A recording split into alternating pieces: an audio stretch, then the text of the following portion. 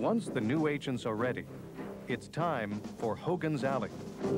Hogan's Alley is not just a testing site, but an entire mock city which creates a virtual environment for the new agents. As this training film shows, the United States Federal Bureau of Investigation tries to prepare agents for all eventualities. Role players in order to elicit the FBI was shown to be ill-prepared. It faced a barrage of criticism after the devastating Al-Qaeda attacks of September the 11th. Almost 3,000 people were killed. In the aftermath of the carnage, it emerged that the Bureau had sat on possibly vital reports by agents investigating the behavior of some Muslims. FBI Director Robert Mueller was severely criticized for the Bureau's failures. He hit back by making counterterrorism the Bureau's top priority and appealing for help from Arab Americans. At the same time, I ask you here today, again in the strongest terms, for your continued support. Because the reality is we need it more than ever. Make no mistake about it, our country remains vulnerable to attack. Our country together as Americans remains vulnerable to attack. As part of their appeal, the FBI and Secret Service attended a job fair in Paterson, New Jersey, a town with a large Arab population and a history of friction with the Bureau. The career fair was sponsored by the American Muslim Union, which was keen to show that its members are patriotic. Federal agencies now realize that, and they appreciate what some communities can do to help. There's no better way to display your love of country than working for the country itself and working for the government. And if you are someone who has the skills that can make an agency perform its job better, then that's what we're looking for. But the Muslims of Paterson are justifiably wary of the authorities, because many have personal experience of the backlash after September the 11th. A lot of Muslims were taken in for questioning and not seen again for months. Some accused the police and FBI of mounting a witch hunt. Mistake. What do you want to do with a mistake? I corrected it, but I tried to correct it. It be longer to correct it. We need to. Community leaders and residents complained of heavy-handed approaches. The police and FBI responded by arranging meetings to try to mend fences. But on both sides, the cultural divide remained, and lack of understanding contributed to growing suspicion.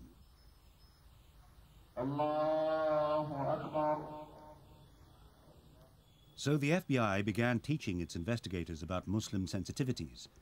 Agents were briefed on Islamic customs and culture, while locals were assured that the authorities were not out to harass them.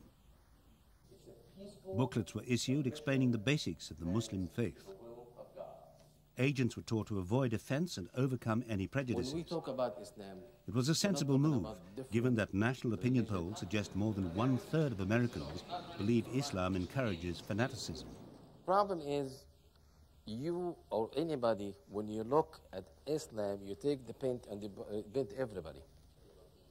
God is great.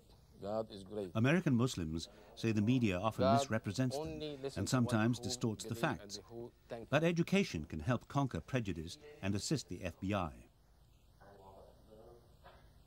Also, Arab Americans are anxious to stress to Bureau staff that the overwhelming majority of Muslims condemn violence and religious fanaticism. 4 times. The biggest confusion, they take in the Taliban or the extremists as the Islam.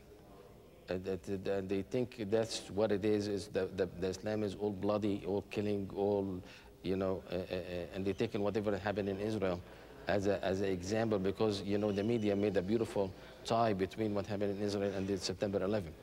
And they see whatever happened there, that's the Islam, which is far from Islam, has nothing to do with Islam. Paterson itself has been reinvigorated by the influx of Muslim immigrants. They've created thriving businesses in a town that was declining. But after September the 11th, the atmosphere turned sour. FBI investigations revealed a link with Paterson's Arab neighborhood. Since then, many Muslims have clearly demonstrated their patriotism. But a few institutions reacted against what they saw as an unwarranted intrusion. One mosque's leaders became so incensed by the FBI's attitude that they withdrew cooperation with the security services. The Bureau had to work hard to win the community's trust. We're not aware maybe of a protocol of taking off your shoes before going into someone's home, or the idea that a woman might not look you in the eye, or the indication that it might be rude to reach out your hand to greet somebody like we would do in America on a routine basis, or maybe moving the Quran from a high spot to a lower spot in an apartment. So those are things that early on were done not willfully by the investigators, but the community perceived that we weren't, or might be trying to be insulting, which we were not. The Paterson job fair highlighted the need for Arab American security staff. Of more than 300 FBI agents assigned to New Jersey, not one spoke Arabic. So knowledge of Arabic and Islam is a major plus for those seeking to join the Bureau. The notice that our community, the Arab and the Muslim community in the United States, has realized that we have to be part of the fabric of American society. So they've been very accepting of people in our community applying to such positions. It's not just the FBI which suffers from a lack of Muslim recruits. It's the same for all branches of U.S. law enforcement. One Arab American who signed up is delighted to be able to put something back into his country. You know, we are good people. We are law-abiding citizens. We like to go to work, come back, make an honest living, have our family, have our kids, and that's what this is all about. That's what the American society is about. The economy is good here. That's why we have so many people coming in from the lands. America's as beautiful as it gets. That's my opinion. The FBI has been hiring 900 new recruits on September the 11th and hopes Arab Americans will be among them. Many Muslims are keen to show they're just as American as anyone else, but some remain skeptical of the authorities.